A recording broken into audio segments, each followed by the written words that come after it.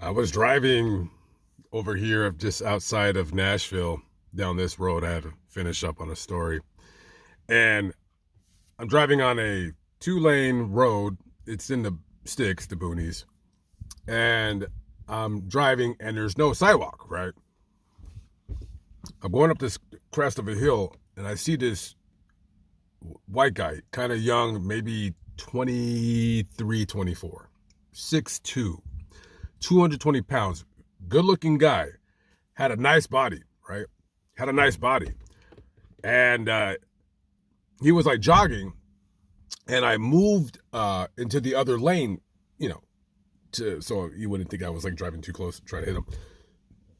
So I moved, and then as he was jogging, his hair, like he had like this hair that was like bouncing, whatever. And then he went like this to me, like a wave, like thank you, right? And I was like, and I was thinking, I said, man, this guy has a really nice body. Now I'm not trying to be gay because it's not Wednesday, but I admire his body for only but that split second that our eyes locked.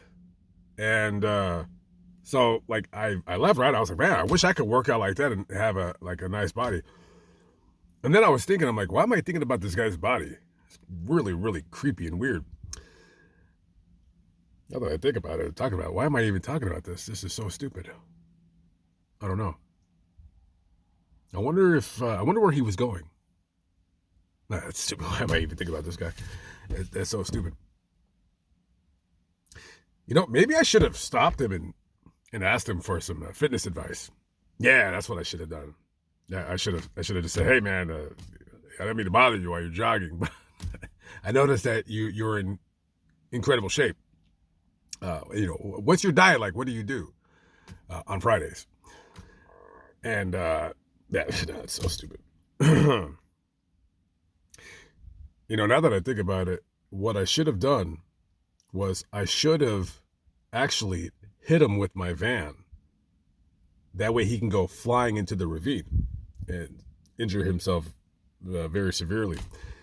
And then I could have like stopped and got out of my van and helped him, right? And be like, hey man, are you okay? Hopefully he wouldn't remember I was the cause of the accident. That's what I should have done. I should have just ran him over.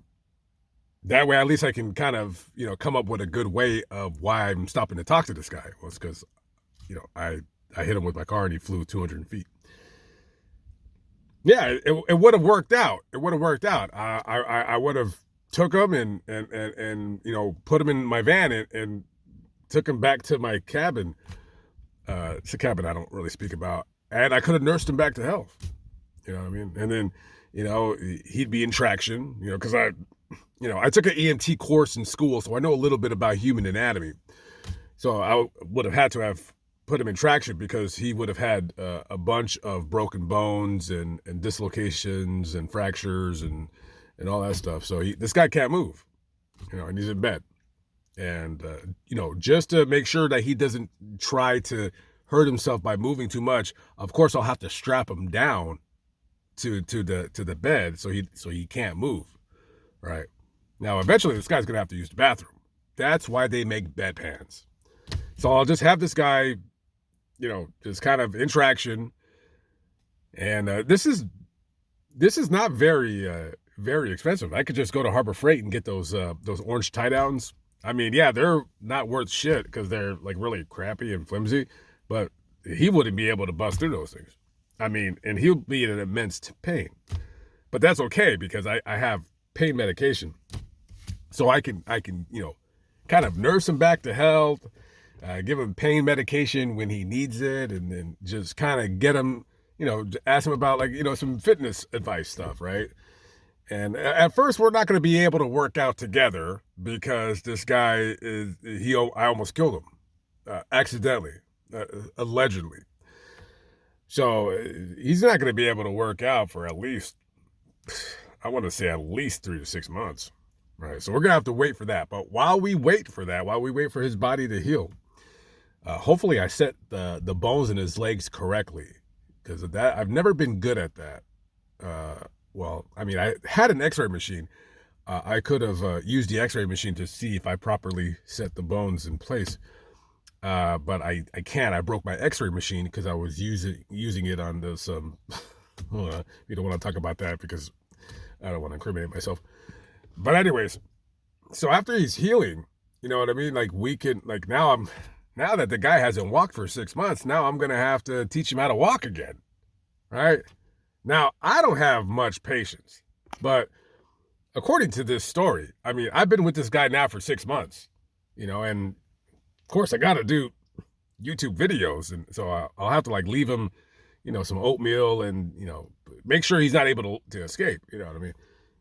So I'll have to kind of leave him with the food, and then I just, you know, I'll tell him, you know, just piss in this bucket or whatever, or take a dump in it, whatever. And then when I come back, I'll clean out your urinal. And so as he's getting stronger, and you know, now he's able to work out, so we're working out together, right? We're working out together, and you know, but I got to be careful. I mean, he needs to get back into shape, right? Because this guy has been through a very, very violent, horrible ordeal. And we have to get him back in shape, but we can't get him too much in shape because as I'm getting more in shape myself, because he's training me, I got to be careful because this guy is a lot stronger than me and he can escape. And we can't do that because if he were to, let's say, try to escape, I would take one of those batons and bash his kneecap with it, thus shattering it into different pieces. And then he would wither on the ground in pain and agony and crying, please don't hurt me, and begging and pleading for his parents. Now, I can't have this guy begging and pleading for his life at my cabin because then I'm not going to respect him because then he's crying like a little sissy girl. And then I'll tell him, like, look, dude, I didn't even hit you that hard. You know what I mean? I just prevented you from escaping because I'm not in shape yet. Now, I'll let this guy go in all the time. But right now, I can't let him go because I have to get into shape first, right? So, you know, now, by this time, now he's been missing for a year. And like his you know, because he's a good looking guy. So his name is like all over the internet and TV and, you know, several true crime YouTubers have done stories about this guy, and it's so funny because I'm kind of sort of in the true crime community, and they don't know that I'm the one that has him, but he's my guest. You know, I mean, I'm not keeping him there by force, but I told him, I was like, if you try to escape, I'm going to do that thing to you that I did the 3 times before that, you know, where you were crying. So we don't want to do that again. So it's really weird to have Bailey Sarian or Kendall Ray talking about this missing guy. And it's just like, wow, I guess, is this the collab that we're going to do? Like, we're kind of doing a collab in a weird way because they're talking about a story that I'm responsible for. So that's kind of weird.